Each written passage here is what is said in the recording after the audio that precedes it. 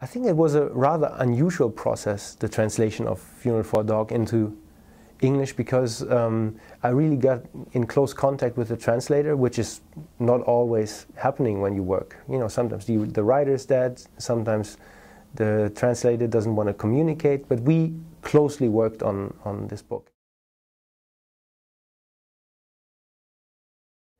And I have the feeling that the translation is really an excellent translation, and it didn't really change much. I mean, some scenes, some chapters, we changed a little bit. We consciously changed them for the American audience because it just makes sense. Because some different audiences, different readerships are more or less well informed when it comes to places, for example. So we did some slight changes, but overall, I would say he got the tone right. He got the voices right. He got the rhythm of the language right almost everywhere, which is very, very hard. So I'm really enthusiastic about this translation, and it was really fun work to do this book with Ross.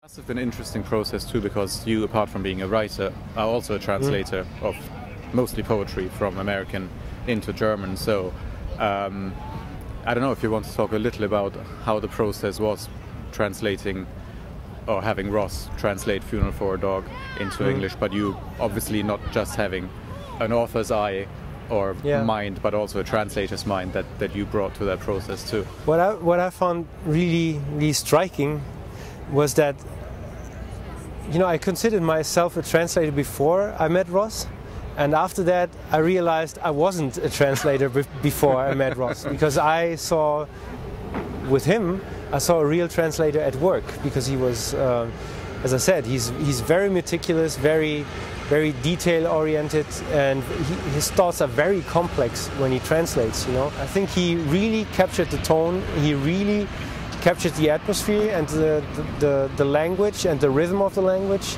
and he, you know, the content.